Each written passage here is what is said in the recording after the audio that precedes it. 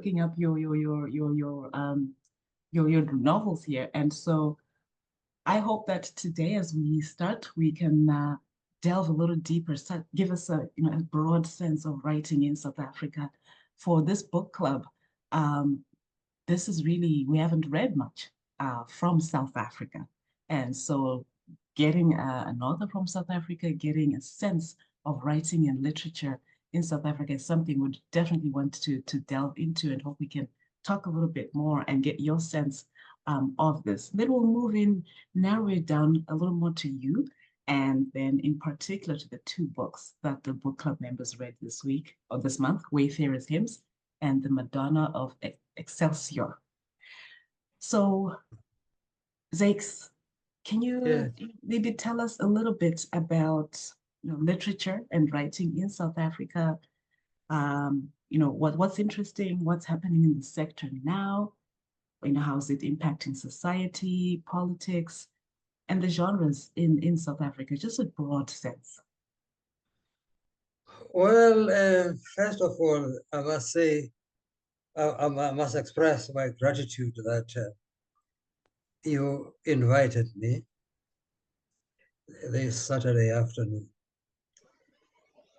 Uh, the writing scene generally in South Africa today is very vibrant indeed. And there's more writing that is happening here than ever before. You will remember that, or you might know, maybe not, that I started writing, during apartheid, which where, things were completely different. During apartheid, you find that the predominant genres were short stories, poetry, and plays mostly. A lot of the writers were playwrights, or they were poets. And the reason for that was that these were immediate modes of expression. You could write a poem this morning, and in the afternoon, you're out there performing it in the streets or at funerals or any other gathering. So it was an immediate form of artistic expression. The same as with short stories, you didn't need to sit down for months on end just writing one piece of work, as you do with novels, for instance. Yes, there were writers who wrote novels, but very, very few. It was not a very common genre. You did have writers like Pamela, for instance, who wrote 2 or 3 novels. There was Miriam Tladi, for instance, who also wrote, the longer form of fiction, a little bit of nonfiction books as well. But generally, this was quite rare during those days, because those were forms that required you to sit somewhere in your alone to write a novel, and it would unfold. The story would unfold over a long period of time. Like the other writers then, during apartheid, I wrote mostly plays. Well, sometimes I would write a poem now and then. Not much of that, because I discovered quite early on that I was a lousy poet, and therefore I focused in what I thought I was good at, namely writing plays. And indeed, a lot of our writing those days, because our art was not for its own sake, We used our art, whether we are talking of writing or other forms of artistic expression, as a weapon for the struggle. In other words, either to bring new insights on our condition, or even those who thought they were doing art for resistance, even to rally people around particular causes. So most writers had that in mind. You know, our writing was very political. Our writing touched on apartheid. In fact, almost everything that we wrote would be about apartheid, for the simple reason that apartheid as a system touched every aspect of our lives. Apartheid told you where you could live and where it would be illegal for you if you tried to live elsewhere, whom you could love, and you could go to jail for loving the wrong person, you know, or a person of a particular complexion, and so on. So every aspect was governed by some apartheid law. So it's not a surprise then that our writing during those days, you know, would predominantly be about apartheid or touch on apartheid in one way or the other, because apartheid indeed touched every aspect of our lives. Now, from the time then when the changes came, the political changes came, we saw a new blossoming of a much longer fiction, because now that pressure was no longer there, you know, the pressure that you are writing for the struggle. Some of us were even able now to write for ourselves. Is there a problem? No, I think you can continue. It was just an unmuted mic, but please go ahead. Oh, I see. So it is at that time that I also began to write novels. I wrote novels by accident, actually, because I never really thought I could write a novel. Remember, all the years of my writing life, I was writing plays, maybe one or two short stories in the isiXhosa language, or plays in the Sesotho language, which is my other language as well. So as a result, I never really thought that I could write sustained prose, be it descriptive and so on, until one day when I was a visiting scholar at Yale University. It was on Christmas Day, and my wife had gone to church. I was at home with my baby boy. He was a couple of months then, maybe 3 or 4 months. I had previously bought a computer from a student, because all my writing before then was in longhand. The plays that I wrote would be longhand. Then I would give them to a typist to type for me, or I would type them myself with my 2 fingers, which I still use up to this day in all my writing. So being at home with this baby, I thought, well, let me just test that computer that I bought from a student.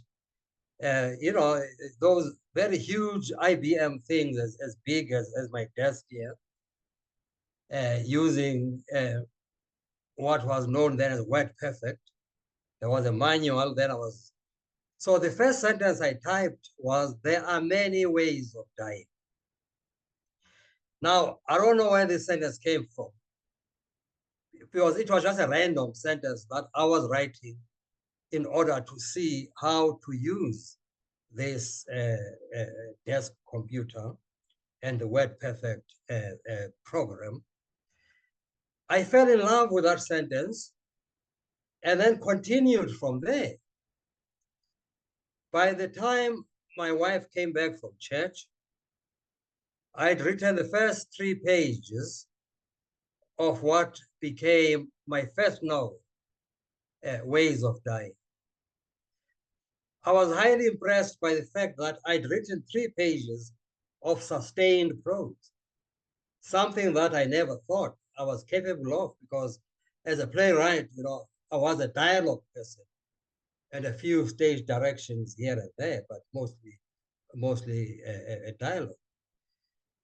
So I continued then from those 3 pages until I completed that first novel, Ways of Dying. From there on, I then, began to write one novel after another and fewer plays. The Madonna of Excelsior, that which you say is the novel of interest to yourselves now, is a novel that I wrote some years later after Ways of Dying. I wrote it mostly in France, but some of it in South Africa here, because it was already long after 1994, and many of us were back home. I wrote it after I remembered that growing up in Lesotho, because that's where my family was exiled, and indeed Lesotho became home. Up to this day, I regard Lesotho as home. So when I was at high school in Lesotho, I remembered that once upon a time, they broke a very big scandal in a small town in the Free State in South Africa, a small town called Excelsior. You'll remember during apartheid, of course, there was the Immorality Act, which made it illegal for white people to have sexual relations with black people. A scandal broke out in Excelsior where a number of members of the ruling Nationalist Party of the day were involved, in group sex scenes with the black women of Excelsior, mostly their maids and so on, and a number of children who in South Africa would be called colored, were born out of that. They were the children who actually betrayed what was happening there, because all of a sudden police saw all these colored kids in the town, or in the location, in the township.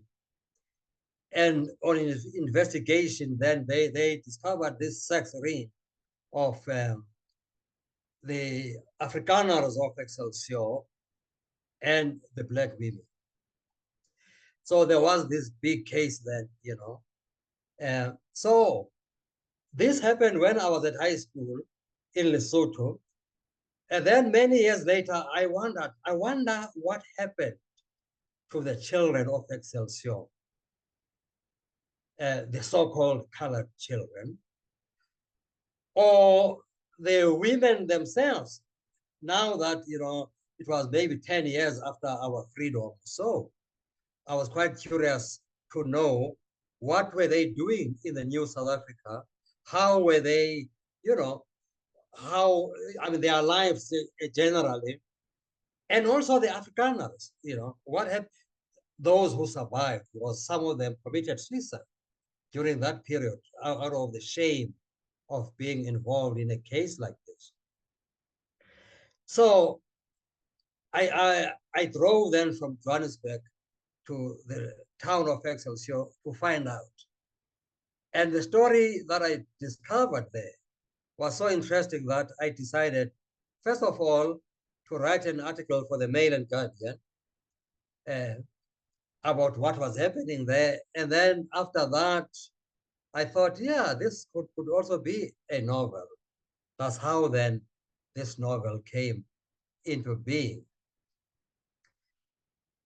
Whereas the Wayfarers Hymns, of course, is a much later novel. Actually, it's my latest novel because I haven't written any novel after that one. It is set in Lesotho, but also in the Free State and in Johannesburg. That one also was about real life events that I discovered were happening in Lesotho. Growing up in Lesotho, of course, I was familiar with the kind of music that was known as the Famu music, which was very popular, especially in rural Lesotho. I knew some of the musicians. When I was a professor at the National University of Lesotho, I would sometimes invite them to perform for my classes. So those years later, then I discovered that, in fact, a lot of these musicians had evolved into gangs, criminal gangs of sorts that were involved in warfare and illegal mining in South Africa and so on. So I went back to the Lesotho to investigate that. So that one then is also based on real life events. In fact, both of those novels are based on real life events, and by and large, Excelsior, the history, Wayfarers Hymns, like the contemporary situation. A lot of the musicians that I talk about there are real life musicians, but those who drive the story, because it's fiction, you see, I write fiction. I always make it a point that the story is driven by my fictional characters.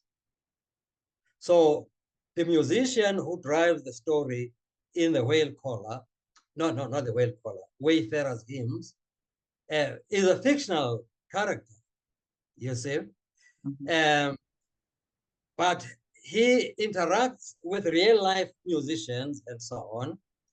And in every case, in my fiction, when I use real life events and real life people who did exist or who currently exist, I never make them do things, do things that they did not do or could not have done, or say things they never said or could not have said. You see, I always try to keep faithful to who those real life people are, the real life characters in my stories, and then depend on protagonists who must be fictional, because I emphasize this is fiction.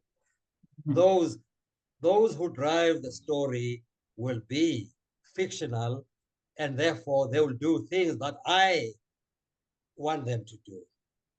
But doing those things in the context of the real life history with real life people or characters who actually lived or live. So I think I've given you the background at this stage. Yes, you most certainly have. And I wanted to just pick up on the latest you've shared here with the Wayfarers Hymns. I was so intrigued as I was reading it. So I hadn't heard of Famo music before, so I Googled it and then definitely found that some of the characters here were real life characters, as you said, Famole, Madame Pusoletso, Takela, and that got me a little more interested. And so I looked for videos on YouTube of what does this Famo music, sound like with the accordion and the concertina. So, that's very interesting how that's woven together. How do you hope readers, make meaning of this, the way in which you have protagonists who are fictional and the real life characters woven into the story. What meaning did you intend for readers to take away from your readings, from your book? Well, I mean, I cannot determine that. As a writer, I tell the story. In other words, as a storyteller, you tell the story. It is up to the readers what meaning they get from it. You cannot determine, the storyteller, cannot determine that meaning. Precisely because as readers, and that happens in every experience of reading, the storyteller will never tell you everything. In fact, I'm sure if you were to read a book where you are given everything on a platform, you'll find that book very boring. The storyteller will always leave gaps, holes that you, the reader, must complete.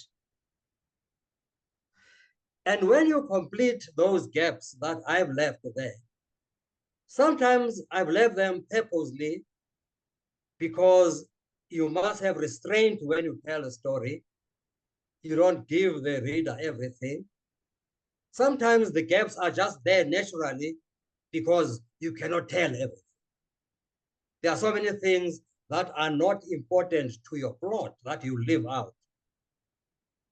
You won't say, oh, in the morning he woke up, then he went to pee, and then he brushed his teeth, and then he fried an egg. So many of those things that the reader will take for granted. Those must have happened, but they are not mentioned here. Why? Because they are not important in the development of the story. So those gaps are left there because they're naturally there. The storyteller can't tell everything, but there are those that I left strategically because I want you to complete the story yourself. You bring yourself into the story.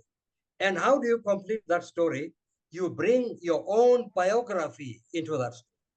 It is your biography that you use, your experience of the world that you bring into filling in those gaps. And since we bring our own biographies when we fill in those gaps, and our biographies are all different, even though we come from the same well, the meaning that we'll get from that story will be different. There are people who have told me after reading a book like Ways of Dying, for instance, hey, this story changed my life.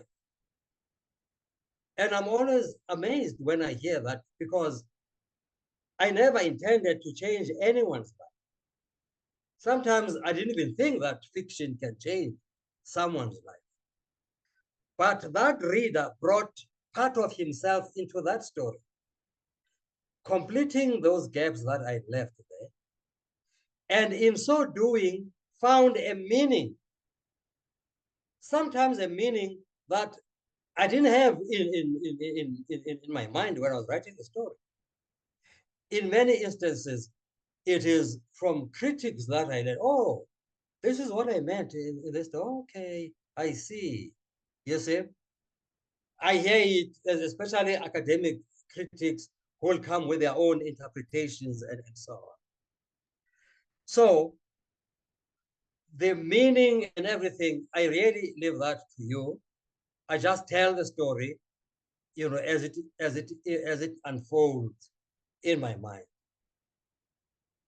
Thank you. I see we have a question here. John, did you want to unmute and go ahead? And for all our participants, please feel free to either write your questions in the chat or to use the raise hand button. Please go ahead. So thank you, Zakes. That's very, very amazingly interesting and useful. And in fact, very clearly a kind of commentary on what reading means just as much as what writing means. Because in fact, one of the problems we have is we are very eager to promote writing, but the understanding of reading is so important as well. But one thing I wanted to say is you write so much about which loosely could be called historical fiction, but I think loosely is a better word than strictly. But I remember a phrase from an article or a speech you gave some years ago that you said the purpose of writing a historical fiction is to say what it was like to be in what happened and to give the motivations and the psychology rather than the facts that a historian would write. It seems to me, if you look at even, Heart of Redness or Little Sons, as well as the Madonna of Excelsior, you're looking at history, but from the inside, from the people, from the characters, from their motivation and their psychology, and in a way that illuminates history in a way that history doesn't itself do. I mean, is that something you've worked on specifically? Is it something which is a key factor in why you write and how you write? Well, in the beginning, I was not conscious of that. It was only on looking back and said, yeah, actually, this is what I do. Because you see, historical fiction can come in many different forms. In many instances, some of the most creative writers of historical fiction will write what I would call fictionalized history. They aim to subvert history to make it what they think it should have been, to give it a specific, to take it in a specific direction. You find that a lot in postmodern novels. I know, for instance, a novel writer in Djibouti who wrote a novel on a group of Africans who left, I think, Djibouti and sailed to Europe and colonized France or something like that. So now, historically, we know that did not happen. But this novelist we can see his intention is to subvert history, to make it do what he wants it to do. So that is much more what I would call fictionalized history. I prefer to write historical fiction in the sense that I always try that the history in my novel is accurate. Well, when I say accurate, of course, you take that loosely because I was not there when these things happened. You see, I can only rely on sources, most of which are secondary sources, what historians wrote. In the Heart of Redness, what Jeff Pierce wrote. But I can also rely on primary sources, the letters, for instance, that the people of the time wrote, and the newspapers of the time, how they reported these events and so on. So, or even the oral tradition, that kind of history that has been passed from generation to generation orally. I use all those, you see, and I try to use them as accurately as the recorded history tells us this is how it happened. Why? Because for me, these novels also are meant to be, because I know that my children, for instance, will never take a history book and just read it for fun. They will never, you see, but if it's a novel, they read the novel. Why? Because a novel entertains. But in the course of that entertainment, they are able to learn something about their own past. That is why then, and you are quite correct when you say that I say that historical fiction, well, okay, let me put it this way. History tells us what happened or what purportedly happened. You say, I'm very careful about that, you say. History tells us that. It will give us the years and the people who were involved, the name of the kings and the generals, and so on. The same thing that journalism will do in our contemporary world. We read a newspaper because we want to know what happened. Now, a storyteller, a novelist, will tell you more than what happened, but how does it feel to be in what happened?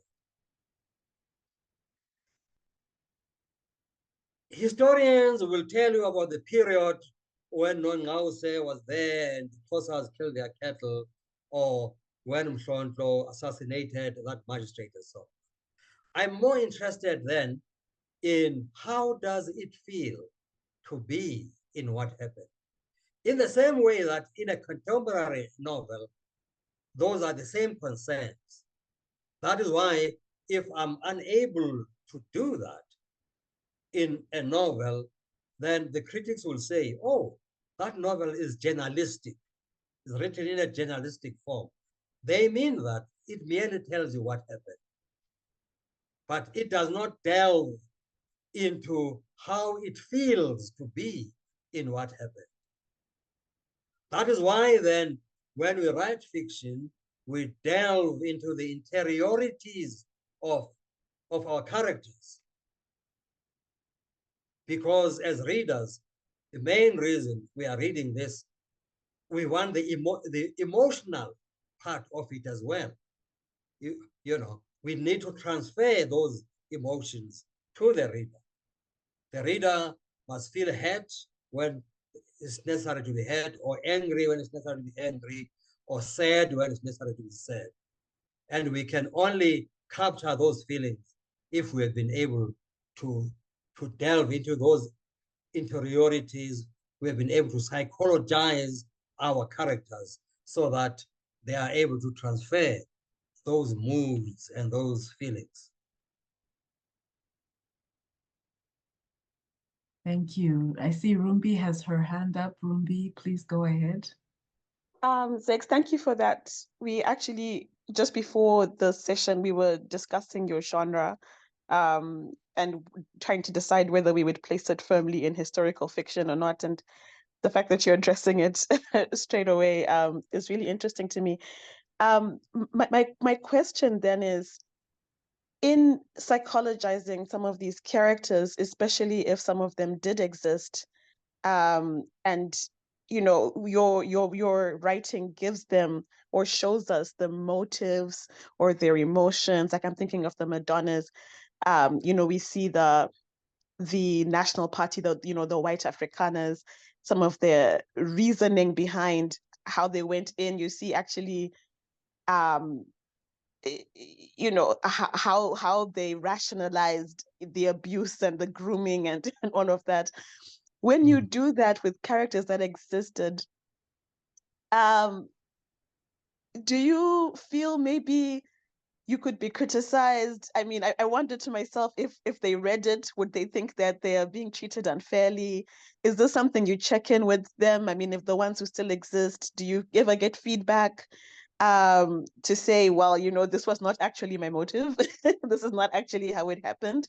Or do you just boldly put it on paper and run with it and, you know, you said what you said? Okay, well, you see, I'm not a newspaper or a magazine. I'm not writing a feature article about them. I am a writer of fiction. And the characters that I create, because I must still create characters since I'm a writer of fiction, the characters who drive the story must be fictional. My protagonist must be fictional because that is the main character and that's the one who drives this story. The other real life characters, if they are there at all, and they will be there or they might be there, especially if it's my historical fiction, I try to be very careful and research very thoroughly so that I never make them do things they did not do in their real life, or say things that they did not say or could not have said. Because sometimes you have to invent that dialogue because you were not there when these things were happening.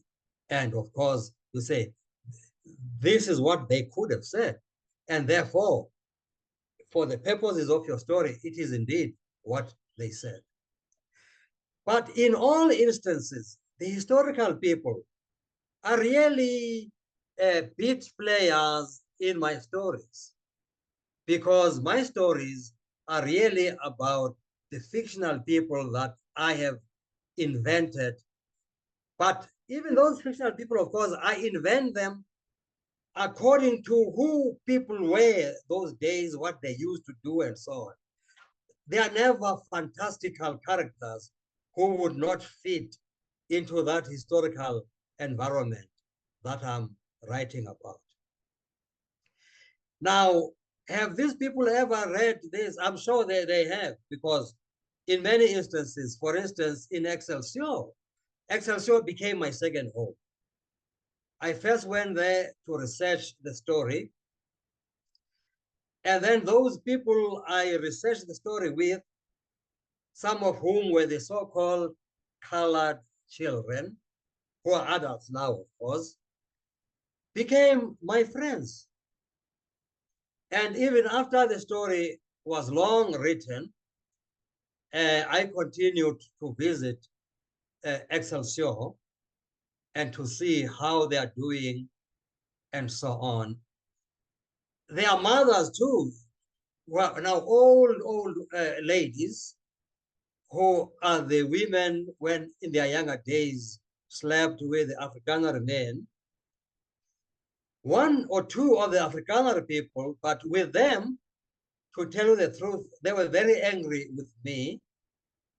Up to now, actually, I saw when they were shooting this, because somebody's trying to make a movie of this novel, and they are shooting it in Excelsior. The Afrikaners there are still very angry that, because they are questioning, why are you bringing these old things back? They are not saying, no, this did not happen. We never did A, B, C, or D. Their main gripe is, why are you bringing the past back? Can't you let the past be the past? This is a new South Africa. You people said you want to move on. You talked of reconciliation and so on. And then here you come. You bring back that past that we want to forget. So there is that attitude as well. But then that can't be helped because I didn't create that past. I'm recording it for future generations to know what happened there and how it felt to be in that environment where these things happened. And therefore, their complaints really, if they were to complain, don't really bother me, or their criticism will not bother me at all.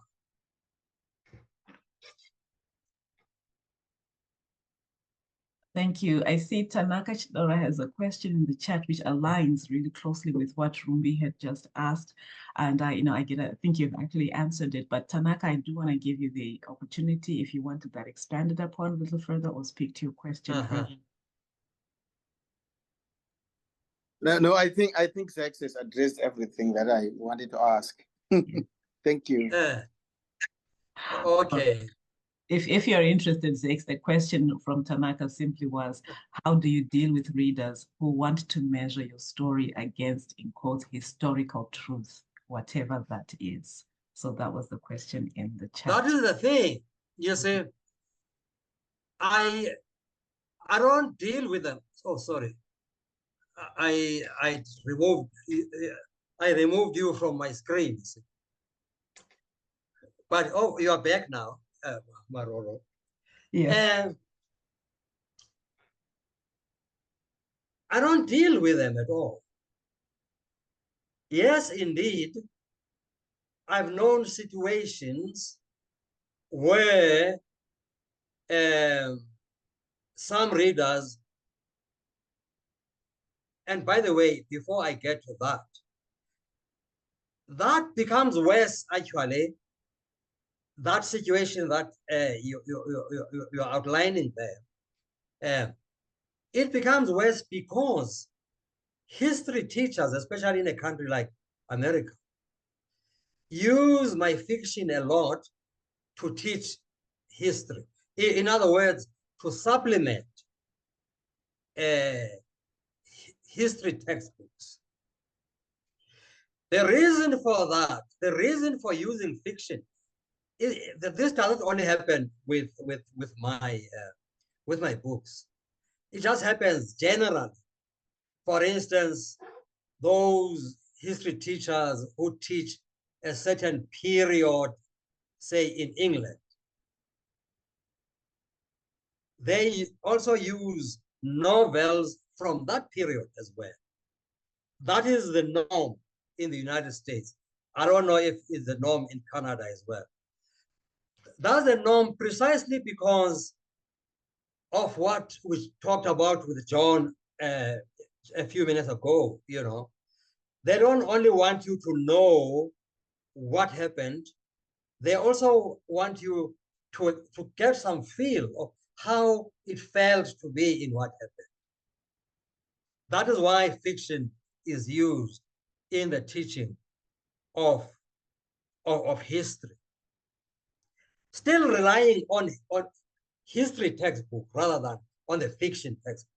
The reliance is still on the fiction, history textbook, and then they use the novel to supplement that. Mm-hmm. And in many instances like those, that's when then you'll find many of those readers expect your fiction word for word, to be faithful to the history. So I do come across that a lot. And I always insist that I'm a writer of fiction, not of history. My fiction just happens because it has to happen somewhere.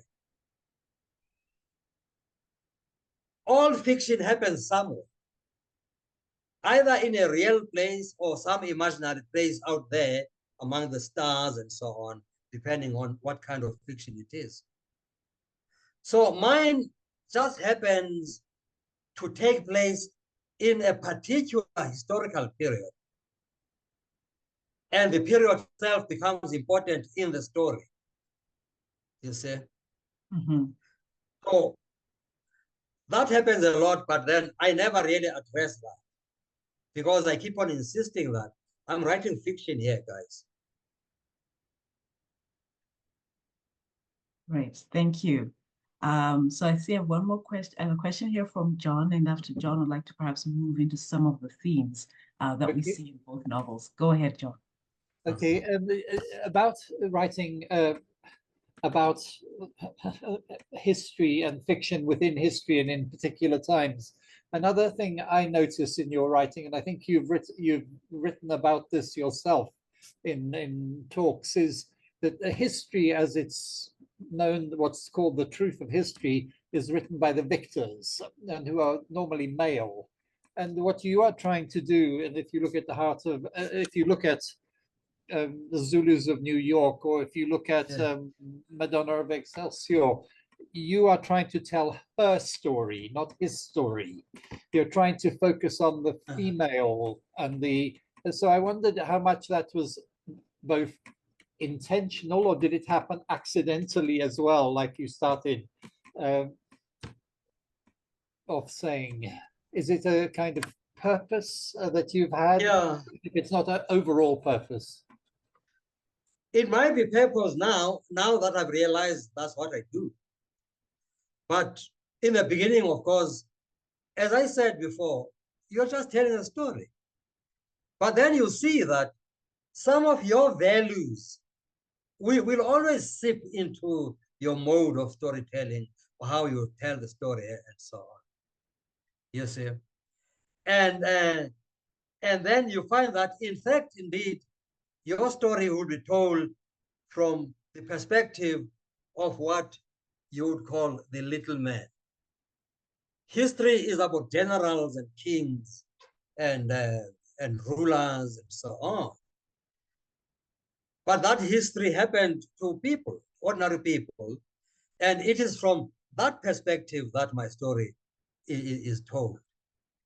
And you are right when you say her story, because in many instances, my stories or my approach is feministic. Now, even that approach was accidental in the beginning.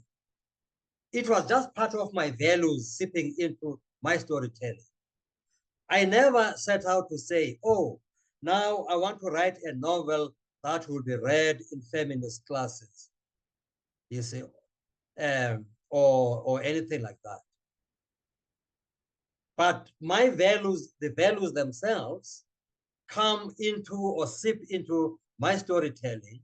And then, of course, you find that that whole approach, you see, will portray those values one way or the other. Thank you very much for that question. Actually. Continuing on that theme, Zakes, you mentioned the kind of the feminist aspect in your writing, and thinking of both novels that we've read this month, the Wayfarers Hymns and the Madonna. You've got some your female characters here, whether it's Nikki, Poppy, Noria, from very different kind of backgrounds, but there's kind of a recurring theme here of violence inflicted upon the body, the female body, in this, and found that very interesting and intriguing. Have you had any kind of, tell us a little more about your thought process there, or what got you around this theme? So you mentioned your values. Have you had any feedback? Have you had any thoughts or feminist thoughts or writings in response to this theme that really is woven through these both books? Oh yes, because as I'm saying, you know that, of course, in feminist classes, there are two things we are looking at. How women write themselves, or secondly, how women are written by others. I'm that others, you see. And my approach, of course, has never been like I'm saying in the beginning. When I wrote my early books, I knew nothing about feminist theory and things like that. I was just telling the story. The women I portrayed as I knew them, as I interacted with them in my real life, you see. Not because I had some agenda in mind that this is how they must be. But then later on, of course, I did get formally educated, studied critical theory, got a PhD and things like that. And of course, I'm well familiar with feminist. And in fact, I do teach feminist theory, you see. I teach feminist theory, queer theory, and so on. I teach critical approaches to literature. And amongst those, there's the feminist approach, among other critical approaches, new criticism, and so on and so forth. Yeah. So, but all those is later education after I'd written quite a number of works, you see. So in the beginning, I was not writing with any critical theory in mind. Mm. Yeah. I'm just going to take a look at the chat here because we've got quite an active chat going and see if I can get one or two of those questions. Yes, please do. So looking here at wondering about memory and history in the context of South Africa's reconciliation approach. You see in the Madonna of Excelsior, immediately after the end of apartheid, the white characters start insisting the events were in the past and should be forgotten. But who owns the stories?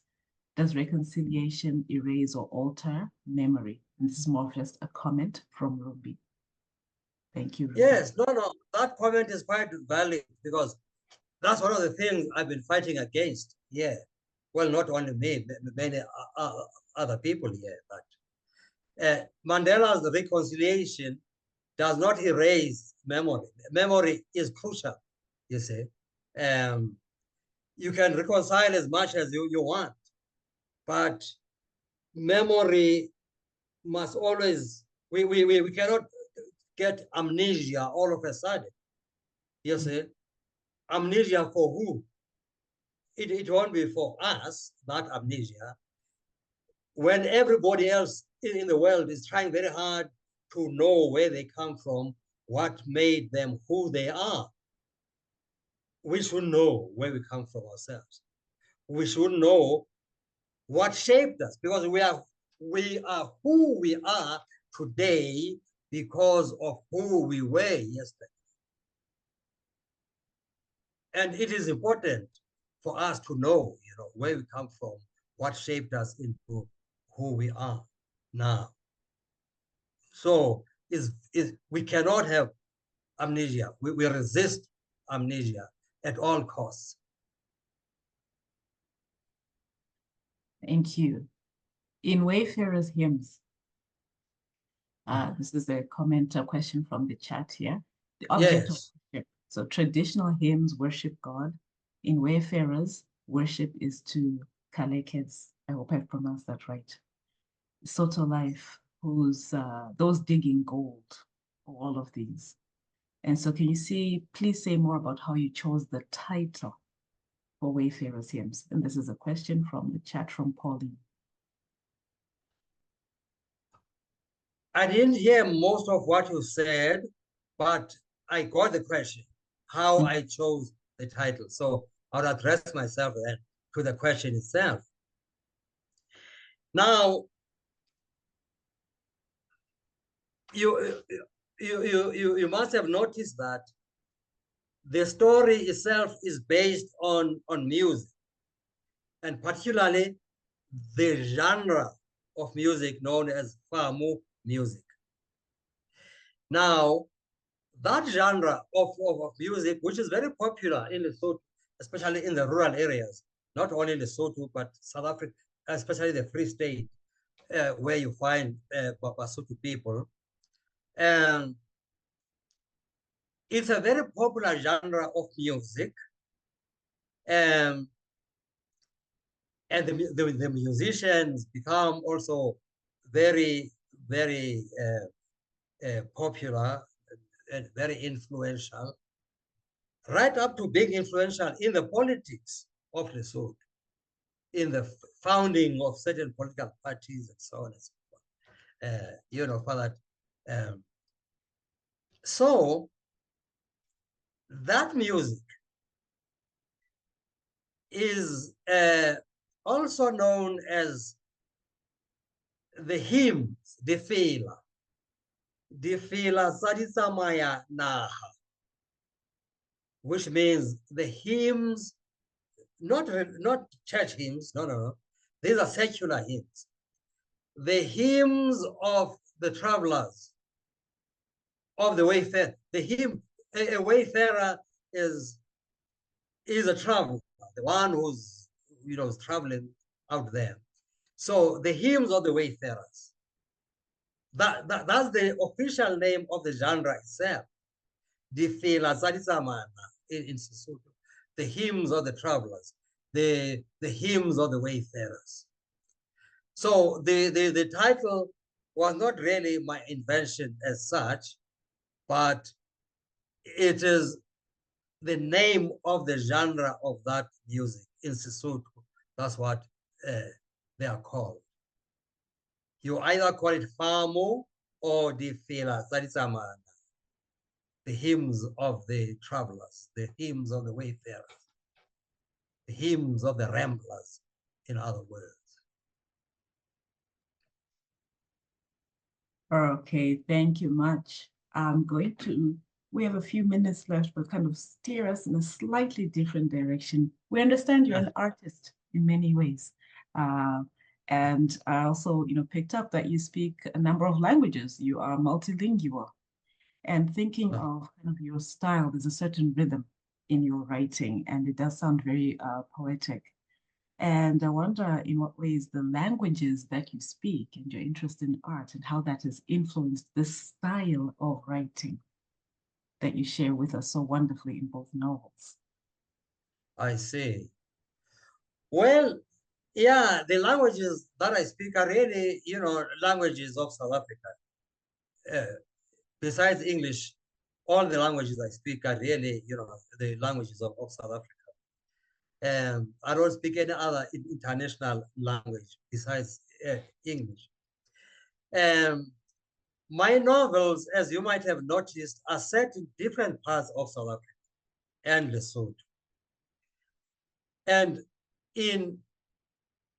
depending on the setting,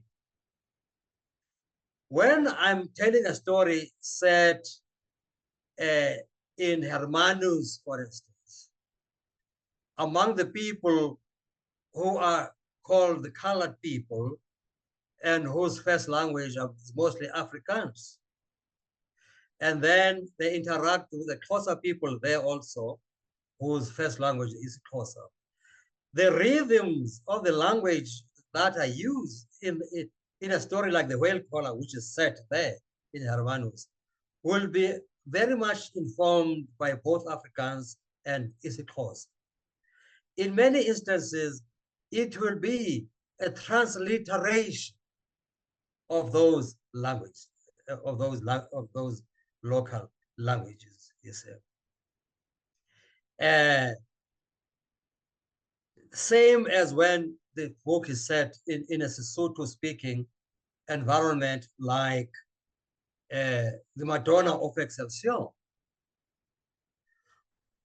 For instance, in Sesotho, I'm not going to say, oh, Nikki or whatever, Poppy had her period, which is what you would say in English. I would say Poppy had seen the moon, which is this Sesotho euphemism, is either gone to the moon or has seen the moon. Do you say that?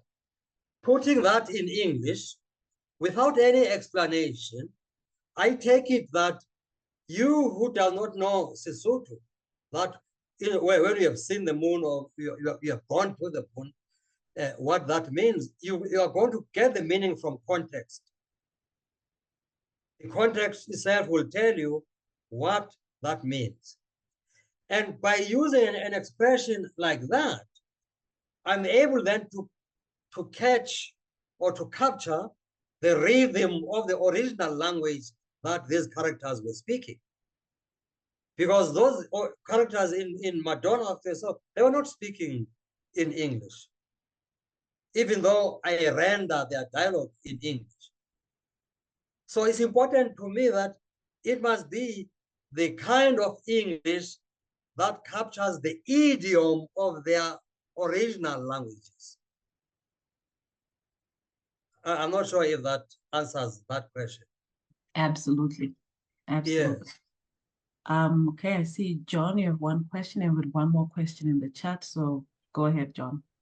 It's a little bit of a follow-up to Maroro's question, but I know that you've done a lot of painting in the last few years, although that seems to not have been what you originally saw your artistic capacity to do.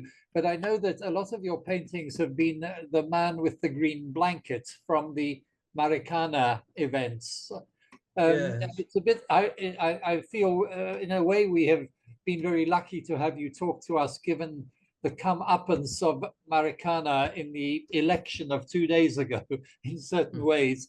But how much has art been important? Because I know in your writing, it's very visual, it's very immediate. Your descriptions make us be present. It's not just how you feel about events, it's also about how you feel about the places, the visuals.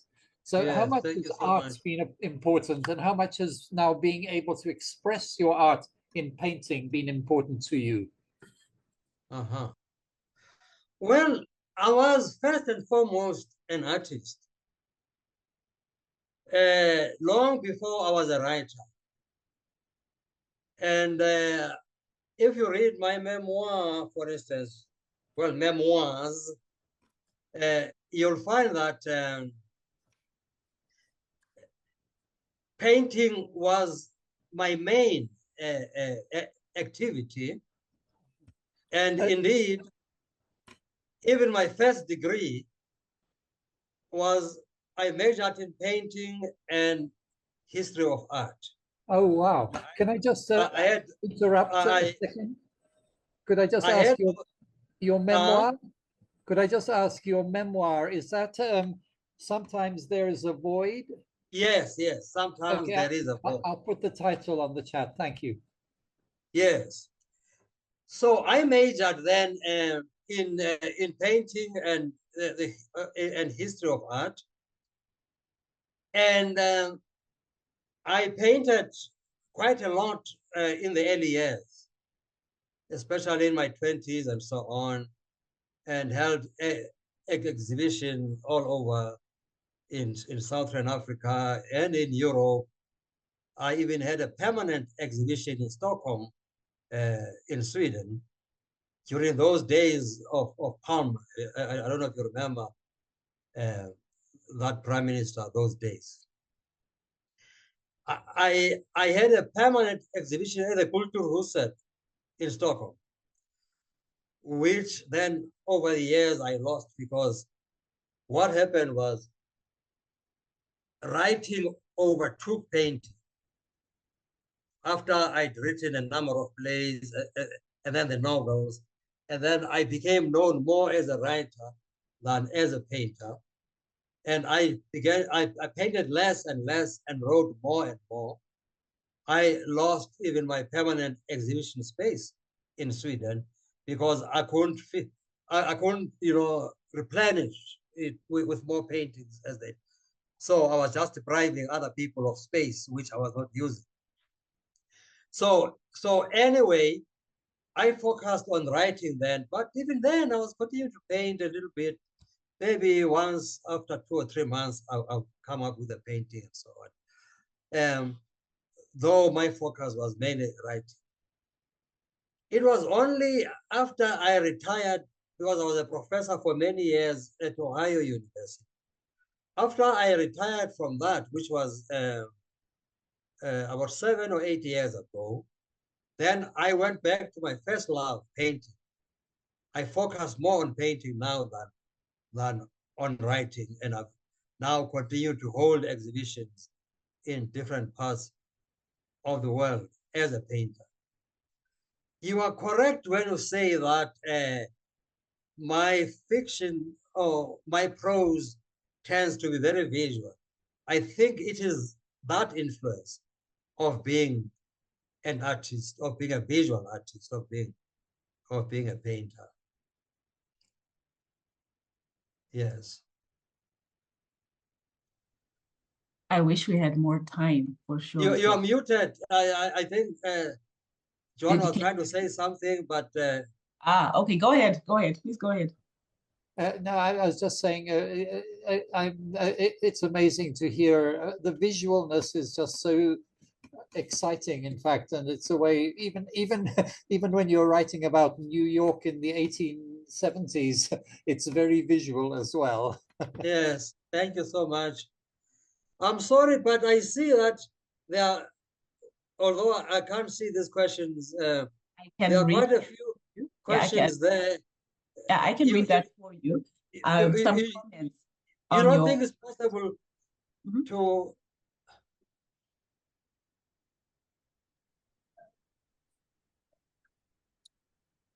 well, the sun I is think Hear out. me?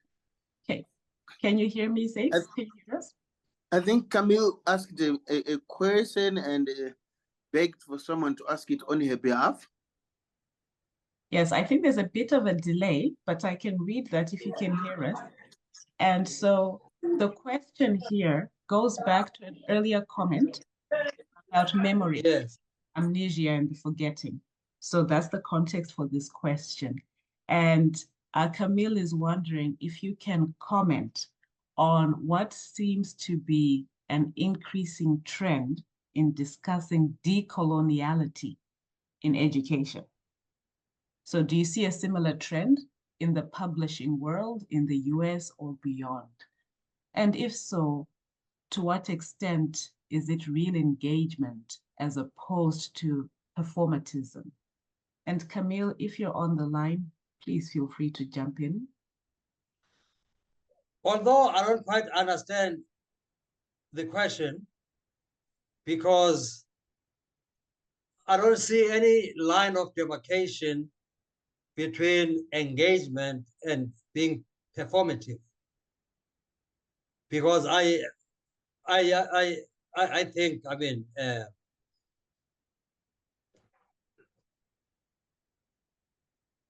we are performative, whether we know it or not. I'm performative right now as I engage with you. You see, and I'm able to harness both the performative aspects of my presentation and try to engage you as well. That's why I'm saying that I don't understand the question itself. But decoloniality in South Africa is a very big theme.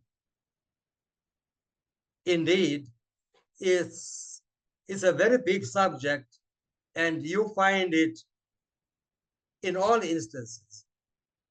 Even when there was that fees must fall period when students were demonstrating against the paying of the fees and so on. Part of that was even more about looking at decolonizing the whole educational system, which they feel that, in fact, up to this day, is still very colonial in its approach, especially its approach to Africa. You see, we tend to see Africa with the jaundiced eye of the outsider, especially outsider who's European or American. You see, so those demonstrations that we saw here, yes, were about free education, but a lot of them also added the aspect of decolonization of the educational system altogether, you see. We are yet to see, that happening, of course, because you mentioned the United States. Even there, I mean, there have been movement by many scholars, African American scholars in the United States, for that decolonial approach to the many of whom are referred to as Afrocentric scholars and so on, or dismissed as Afrocentric as scholars and so on. Yeah. And of course, in America, I see somebody here talk of books being banned in the US. And you find that, yes, which is very much reminiscent of the apartheid system, where my own books were banned by the Afrikaner regime of the time, you see. You find that happening now in the United States. Okay, Americans will argue, but it is not, it's different from the apartheid because it was the government which was banning. In America, it would be the school boards but even the government, especially regional governments, state governments and so on, have a hand in messing up, especially in states like Florida, Texas, for instance, where you find that the state itself, prescribes what books can be read or cannot be read. You see. So we are harking back to that old system that we knew so well here in South Africa. Yes, it's throughout in Canada as well. Province Okay.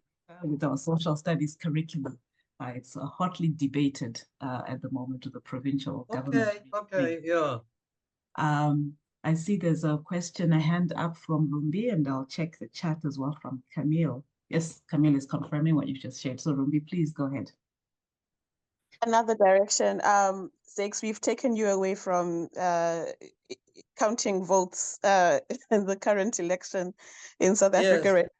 And thanks for taking the time. I'm wondering, as someone who writes political, and historical fiction and, researches, how would you write about what's happening right now? What's your inkling about where South Africa has gone right now?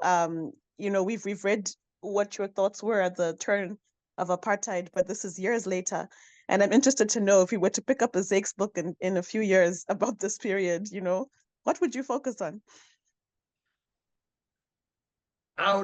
Like all my novels, I would focus on the fictional characters that I've created. But then those fictional characters, one way or the other, would be interacting with the political situation today, because my setting would be today. They would either, be interacting with the political situation as participants in the changes that are happening, which I think are very important changes. It is democracy in action, I think, whereby when people are unhappy with this liberation movement, with whom they have a long history, to whom they were closely married and have sentimental ties. But when they feel that this liberation movement is failing us, and then all in one voice, they say, let's vote them out. And indeed, they do. Well, to a great extent, because it's possible that the ruling party will still be part of the future of a future government in the next 5 years, if they become, but they will not be by themselves. They are bound to be in a coalition government with other parties with whom ideologically they do not agree at all, you see. So if changes like those are possible, then there is hope, as far as I'm concerned, for this democracy.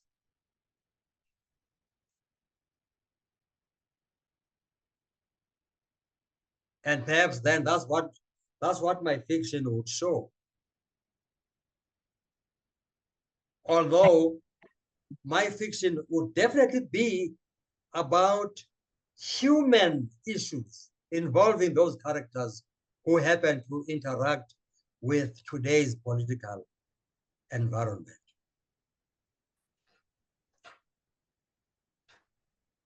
I would add, Zakes, the human characters in, interacting, and I can see perhaps with the artistic expressions, the various expressions you have, punctuating and adding to each chapter, and perhaps the music too. I would say I would look very much forward to reading this future book when it does, when you do put pen and paper.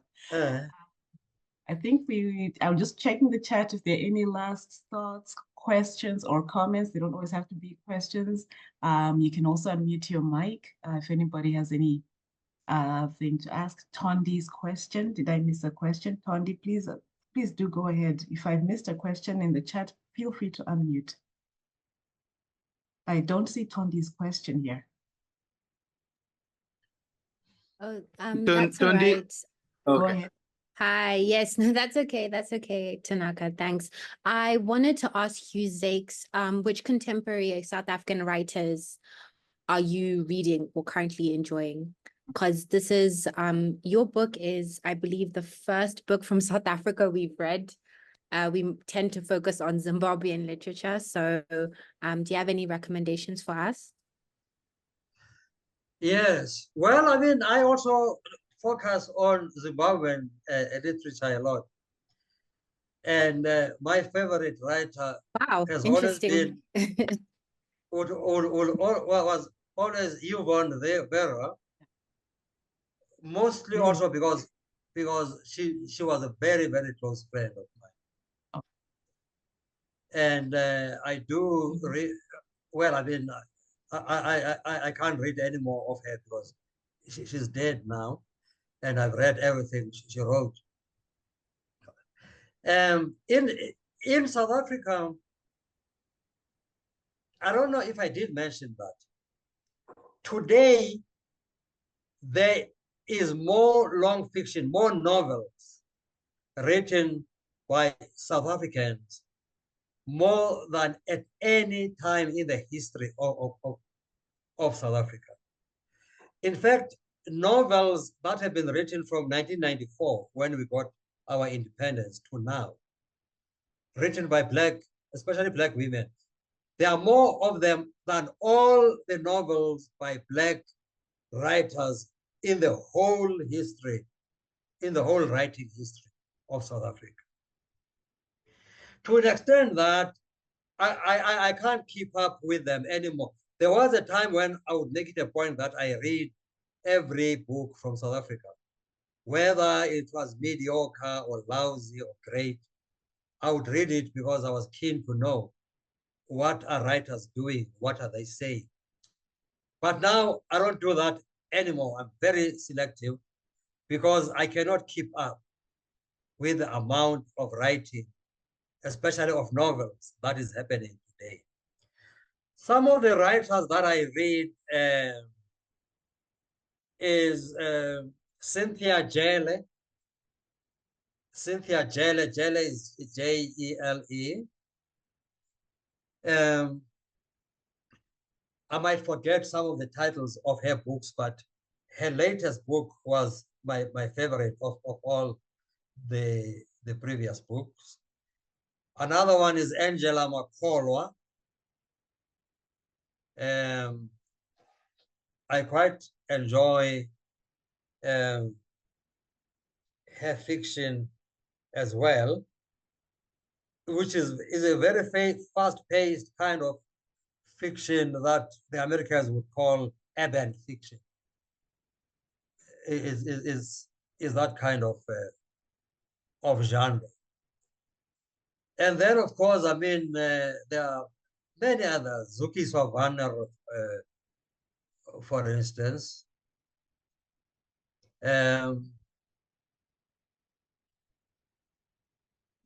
Yeah,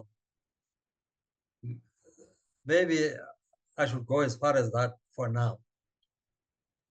Thank you very much. That was a lot. Zukis was a good friend of the book club. Yeah. Oh, I see. Yeah. I'm glad Thank you. I mentioned her, and otherwise she would be mad at me that, you see, I don't think she's worth mentioning.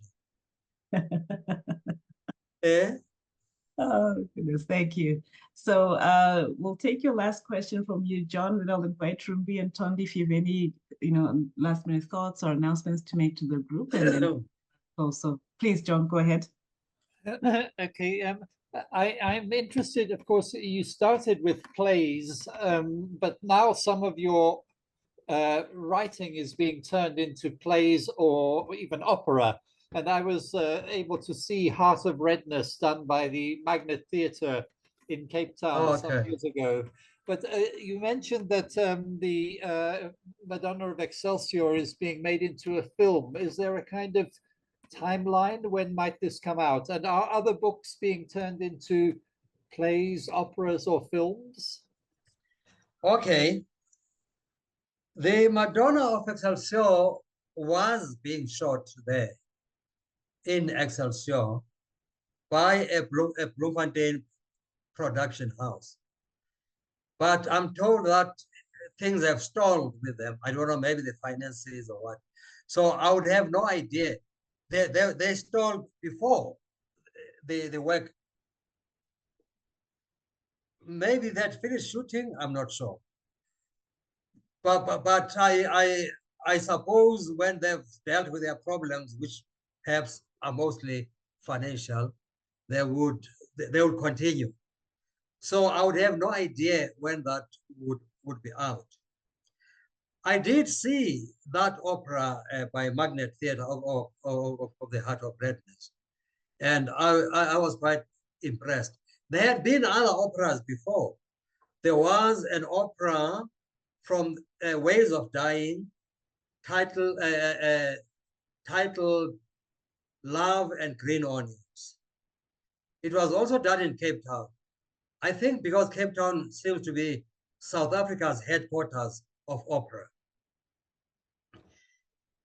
And then in Cape Town again, they are working on my opera, but this time which I wrote as an opera. In other words, it's a libretto that I wrote called King Mamani, which looks at the life of my own great grandmother in the 1500s, who was a lesbian, who insisted on marrying another woman. And then I'm looking at that story. She was a princess of the Amampondomise people and then took over as king. This is history again here. And this is the least fictional work I've written because the whole story is based on history, and I don't have even a single fictional character in that libretto.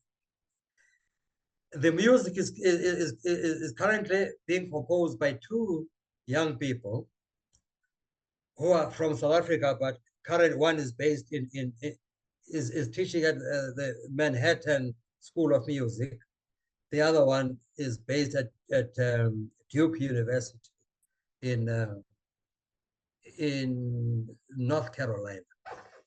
So opera then, of course, I mean, is one of the genres that are very, I would not say popular, because that would imply that many ordinary people in South Africa go for opera. It's still, is a genre of a particular class of people, but it is done a lot in South Africa. It is popular amongst those classes of people in South Africa. And there are many black sopranos who are performing all over in Europe or are based there, from South Africa, and tenors and so on. Wow, I didn't know that. Very interesting, and look forward to seeing these renditions or participating and hearing them. Zakes, thank you so much for making the time to meet with us today and to allow us a window into your world of writing and literature and your thoughts and your thought process, as we thoroughly enjoyed these two novels and look forward to reading more